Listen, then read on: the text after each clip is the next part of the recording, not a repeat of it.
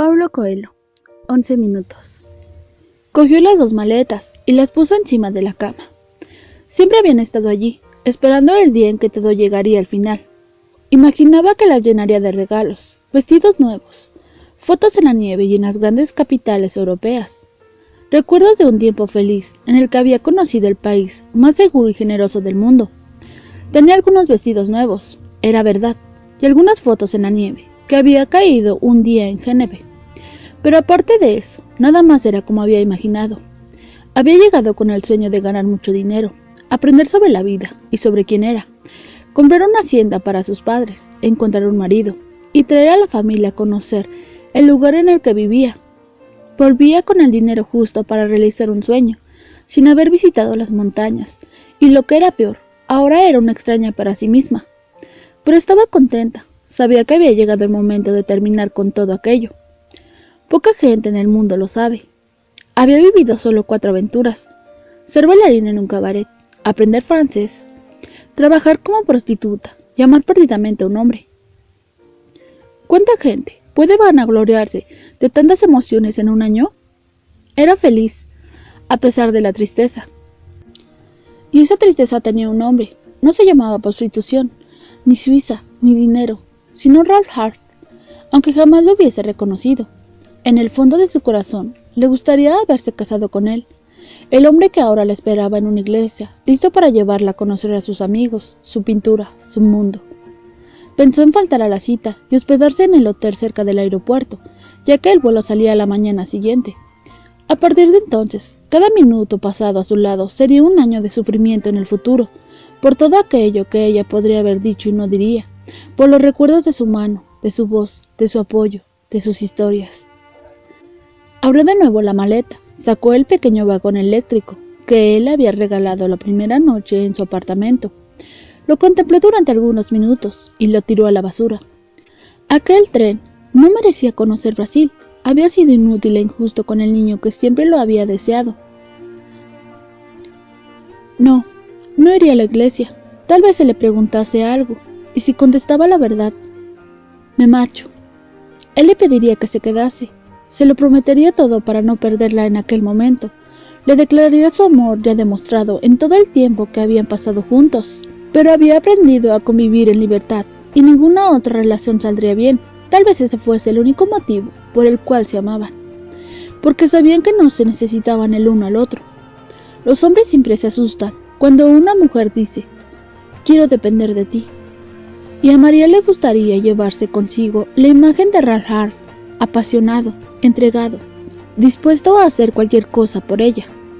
Todavía tenía tiempo de decidir si iba o no a la cita. De momento tenía que concentrarse en cosas más prácticas. Miró todo lo que había dejado fuera de las maletas. No sabía dónde meterlo.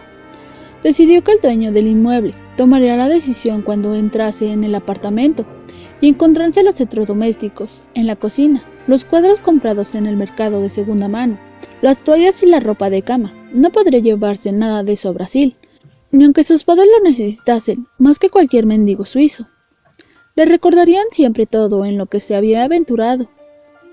Salió, fue hasta el banco y solicitó retirar todo el dinero que tenía ahí depositado. El director, que ya había frecuentado su cama, dijo que era una mala idea, que aquellos francos podrían seguir rindiendo y que ella recibiría los intereses en Brasil. Además, en caso que le robasen, serían muchos meses de trabajo perdido. María dudó por un momento, creyendo, como siempre creía, que querían ayudarla de verdad. Pero después de reflexionar un poco, concluyó que el objetivo de aquel dinero no era convertirse en más papel, sino en una hacienda, una casa para sus padres, algún ganado y mucho más trabajo. Retiró cada céntimo, lo metió en una pequeña bolsa que había comprado para la ocasión y se la ató la cintura por debajo de la ropa. Fue a la agencia de viajes, rezando para tener el coraje de seguir adelante. Cuando quiso cambiar su pasaje, le dijeron que el vuelo del día siguiente hacía escala en París, para hacer transbordo. No tenía importancia, lo que necesitaba era estar lejos de allí, antes de que pudiese pensarlo 2 veces. Fue hasta uno de los puentes, compró un helado. Aunque ya estaba haciendo frío de nuevo, y miró Génove, entonces todo le pareció diferente, como si hubiese acabado de llegar y tuviese que ir a los museos, a los monumentos históricos, a los bares y restaurantes de moda. Es gracioso cuando se vive en una ciudad, siempre se deja para después conocerla, y generalmente se termina por no conocerla nunca. Pensó en ponerse contenta porque volvió a su tierra, pero no lo consiguió. Pensó en ponerse triste por dejar una ciudad que la había tratado tan bien, y tampoco lo consiguió. Lo único que pudo hacer fue derramar algunas lágrimas, con miedo de sí misma. Una chica inteligente que lo tenía todo para tener éxito, pero que generalmente tomaba decisiones equivocadas. Deseó que esta vez estuviese haciendo lo correcto. La iglesia estaba completamente vacía cuando ella entró, y pudo contemplar en silencio los bonitos vitrales, iluminados por la luz exterior, la luz de un día lavado por la tempestad de la noche anterior. Ante ella, un altar y una cruz vacía. No estaba ante un instrumento de tortura, con un hombre ensangrentado, al borde de la muerte, sino ante un símbolo de resurrección, donde el instrumento de suplicio perdía todo su significado, su terror, su importancia. Se acordó del látigo de la noche de las tormentas. Era la misma cosa. Dios mío, ¿en qué estoy pensando? También se puso contenta, porque no vio ninguna imagen de santos sufriendo, con marcas de sangre y heridas abiertas. Aquel era simplemente un lugar donde los hombres se reunían para adorar algo que no eran capaces de comprender. Se detuvo delante del sagrario, donde se guardaba el cuerpo de un Jesús en el que ella todavía creía, aunque hiciese mucho tiempo que no pensaba en él. Se arrodilló y prometió a Dios, a la Virgen, a Jesús y a todos los santos que pasase lo que pasase durante aquel día, jamás cambiaría de idea, que se marcharía de cualquier manera.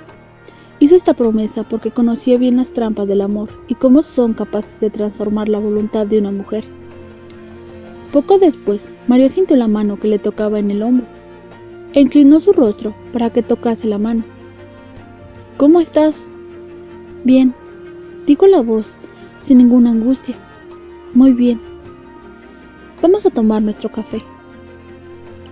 Salieron de la mano, como si fuesen dos enamorados que se encontraban después de mucho tiempo. Se besaron en público. Algunas personas lo miraban escandalizados.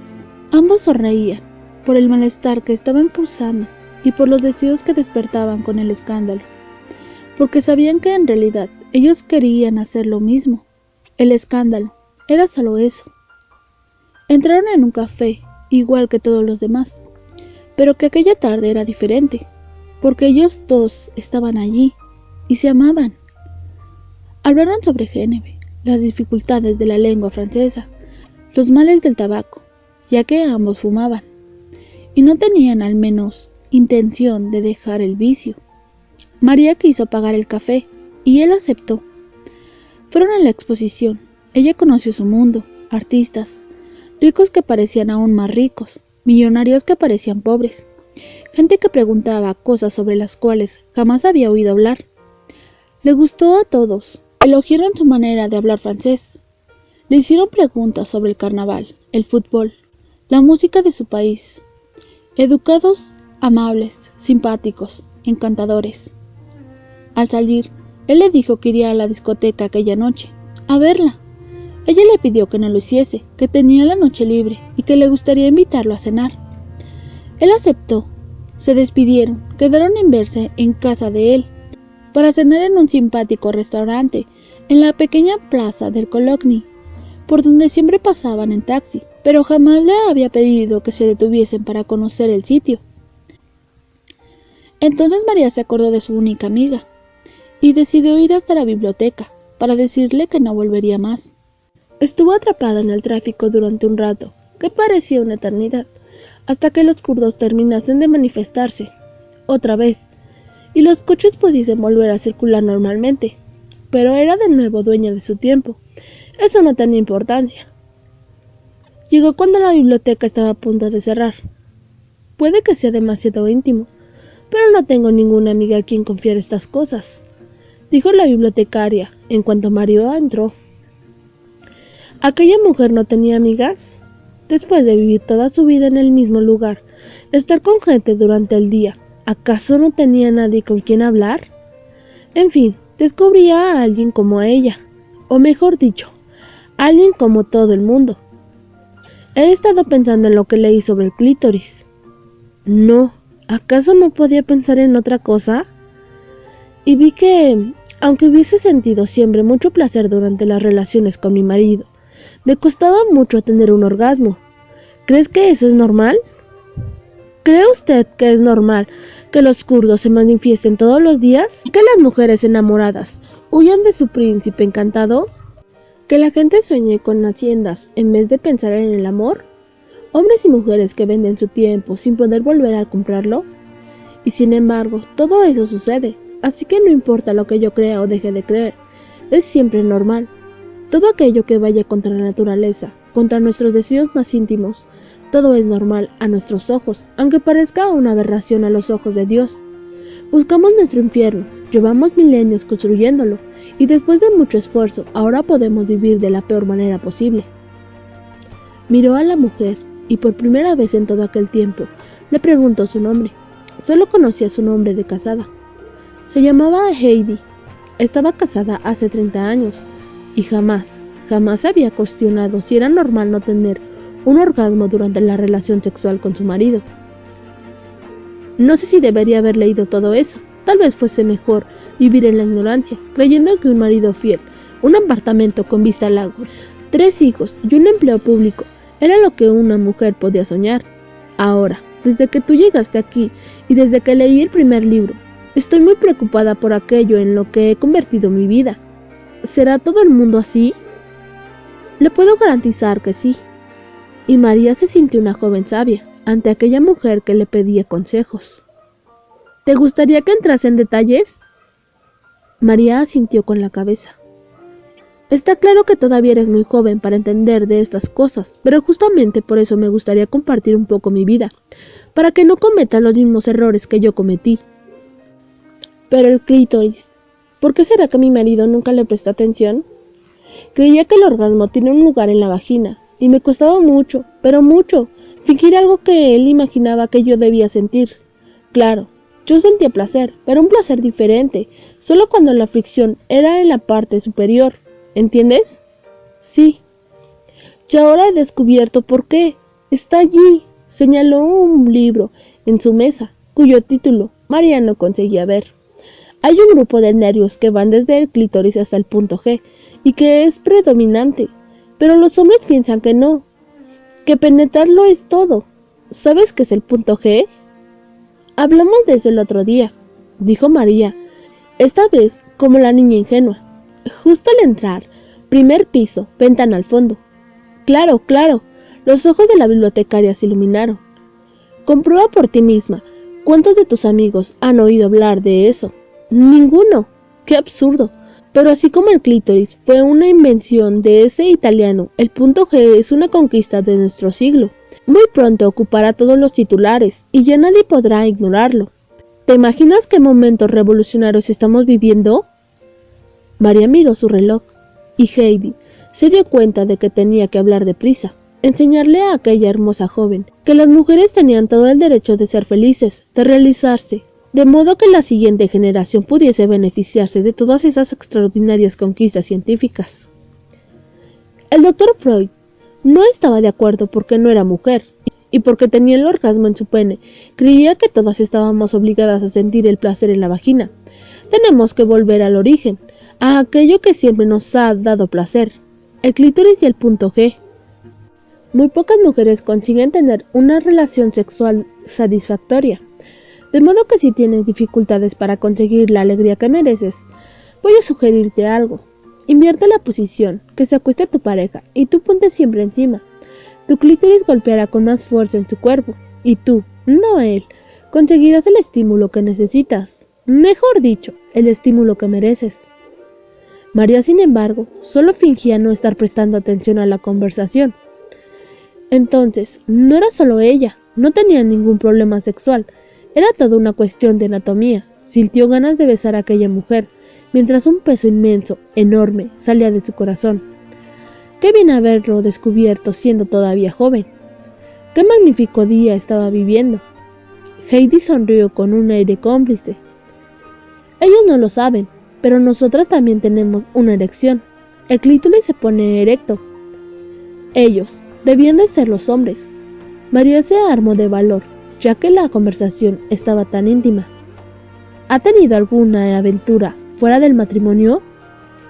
La bibliotecaria se sorprendió. Sus ojos emitieron una especie de fuego sagrado. Su piel se puso roja. No sabía decir si de rabia o de vergüenza. Después de un rato, la lucha entre contar o fingir terminó. Bastaba con cambiar de asunto. Volvamos a nuestra erección. El clítoris se pone rígido. ¿Lo sabías? Desde niña. Heidi parecía desconcertada. Tal vez no hubiese prestado atención a aquello. Aún así decidió continuar. Y el placer, si mueves el dedo en círculos alrededor de él, incluso sin tocar su punta, se puede sentir el placer de manera más intensa todavía. Aprende. Los hombres que respetan el cuerpo de una mujer enseguida se ponen a tocar la cima del clítoris, sin saber que eso a veces puede ser doloroso. ¿No estás de acuerdo? Por eso, yo desde la primera o segunda cita asumo el control de la situación. Ponte encima, decide cómo y dónde aplicar la presión. Aumenta y disminuye el ritmo según tu criterio. Además de eso, una conversación franca es siempre necesaria, según el libro que estoy leyendo. ¿Ha tenido usted una conversación franca con su marido? Una vez más Heidi huyó de la pregunta directa, diciendo que eran otros tiempos. Ahora estaba más interesada en compartir sus experiencias intelectuales. Procura ver tu clítoris como la aguja de un reloj. Pídele a tu compañero que lo mueva entre las 11 y la 1. ¿Comprendes? Sí, sabía de qué hablaba la mujer, y no estaba muy de acuerdo, aunque el libro tampoco estuviese lejos de la verdad. Pero en cuanto dijo reloj, María miró el suyo. Comentó que había ido a despedirse, pues su estancia allí había terminado. La mujer pareció no escucharla. ¿No quieres llevarte este libro sobre el clítoris? No, gracias. Tengo que pensar en otras cosas. ¿Y no te vas a llevar nada nuevo? No, vuelvo a mi país, pero quería agradecerle el haberme tratado siempre con respeto y comprensión. Hasta otro día. Se dieron la mano y se desearon felicidad mutuamente. Heidi esperó que la chica saliese, antes de perder el control y darle un puñetazo en la mesa. ¿Por qué no había aprovechado el momento para compartir algo que tal y como iban las cosas, terminaría muriendo con ella? Ya que la chica había tenido el coraje de preguntar si algún día había traicionado a su marido. ¿Por qué no responder ahora que estaba descubriendo un mundo nuevo, en el que finalmente las mujeres aceptan que era muy difícil tener un orgasmo vaginal? Bueno, eso no es importante. El mundo no solo es sexo. No era lo más importante del mundo, pero era importante, sí. Miró a su alrededor.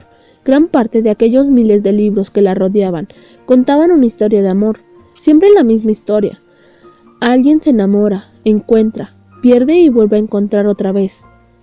Almas que se comunican, lugares distantes, aventuras, sufrimiento, preocupación, y casi nunca alguien decía: mira, querido, entiende mejor el cuerpo de una mujer.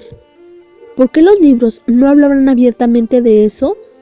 Tal vez nadie estuviese realmente interesado, porque el hombre iba a seguir buscando la novedad. Todavía era el troglodita cazador que seguía el instinto reproductor de la raza humana. ¿Y la mujer? Por su experiencia personal, las ganas de tener un buen orgasmo con su compañero solo duraban los primeros años. Después la frecuencia disminuía y ninguna mujer hablaba de eso, porque creía que solo le sucedía a ella. Y mentía, fingiendo que ya no aguantaba el deseo infrenable de su marido. Y al mentir hacía que todas las demás se preocupasen. Luego se dedicaba a pensar en algo diferente: los hijos, la cocina, los horarios, la limpieza de la casa, las cuentas que pagar, la tolerancia con las escapadas del marido, viajes durante las vacaciones, en los que se preocupaban más por los hijos que por sí mismos, la complicidad o incluso el amor. Pero nada de sexo. Debería haber sido más abierta con la joven brasileña, que le pareció una chica inocente, con edad para ser su hija, y todavía incapaz de comprender bien el mundo. Una emigrante viviendo lejos de su tierra, dándolo todo en un trabajo sin gracia, esperando a un hombre con el que pudiese casarse, fingir algunos orgasmos, encontrar la seguridad, reproducir esta misteriosa raza humana, y después olvidar esas cosas llamadas orgasmos, clítoris, punto G, recién descubiertos en el siglo XX. Ser una buena esposa, una buena madre, cuidar que nada falte en casa, masturbarse a escondidas de vez en cuando, pensando en el hombre que se había cruzado con ella en la calle y la había mirado con un deseo. Mantener las apariencias. ¿Por qué estará el mundo tan preocupado por las apariencias?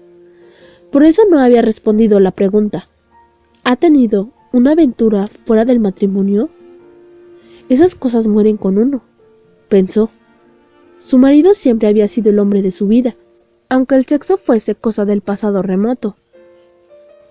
Era un excelente compañero, honesto, generoso, con buen humor, luchaba para sustentar a la familia y procuraba hacer feliz a todos aquellos que estaban bajo su responsabilidad. El hombre ideal, con el que todas las mujeres sueñan, y justamente por eso se sentía tan mal al pensar que un día había deseado y había estado con otro hombre. Recordaba cómo lo había conocido. Volvía de la pequeña ciudad de Davos, en las montañas, cuando una avalancha de nieve interrumpió durante algunas horas la circulación de los trenes. Telefonió para que nadie se preocupara, compró algunas revistas y se preparó para una larga espera en la estación. Fue entonces cuando vio a un hombre a su lado, con una mochila y un saco de dormir. Tenía el pelo gris, la piel quemada por el sol. Era el único que no parecía estar preocupado por el retraso. Al contrario, sonreía y miraba a su alrededor, buscando a alguien con quien charlar. Heidi abrió una de las revistas. Pero, vida misteriosa. Sus ojos se cruzaron rápidamente con los de él, y no consiguió desviarlos lo bastante rápido para evitar que se acercase. Antes de que ella pudiese educadamente decir que realmente tenía que terminar un artículo importante, él empezó a hablar.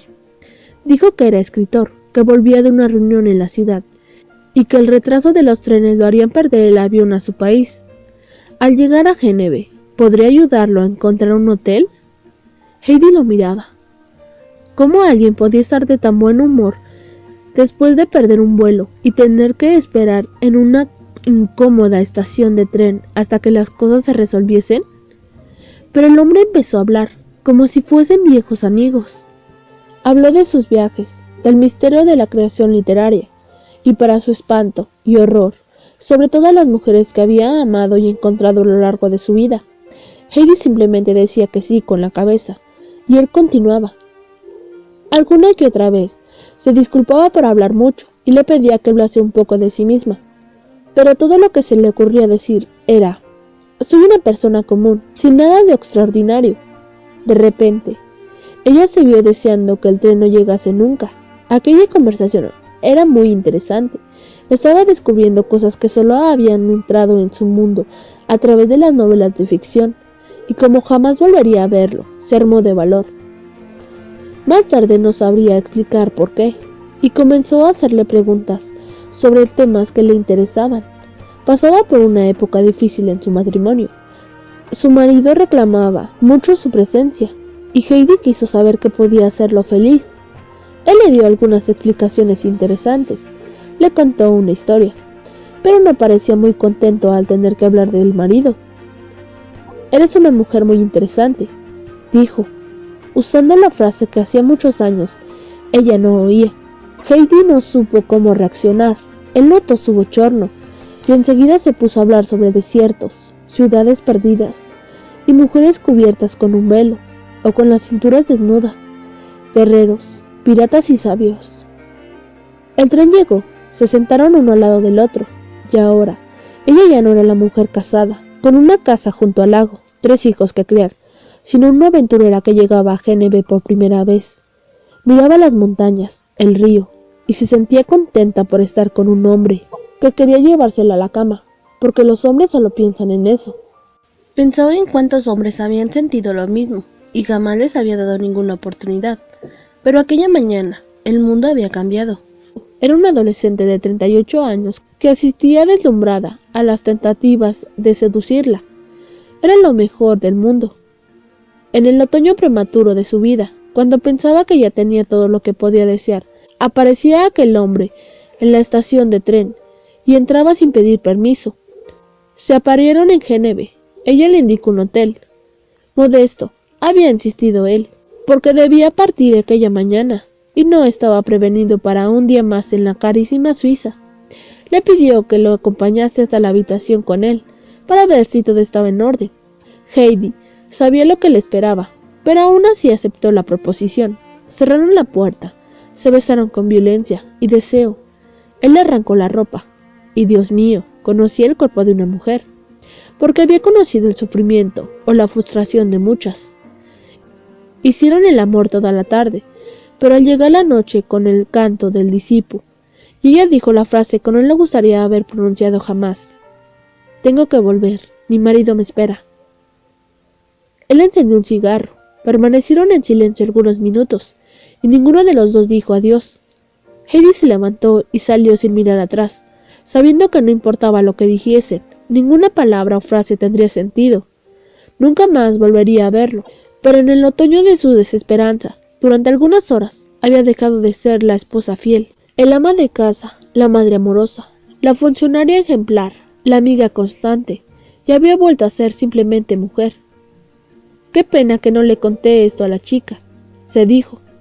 En cualquier caso, ella no habría entendido nada. Todavía vive en el mundo en el que la gente es fiel y las promesas de amor son eternas.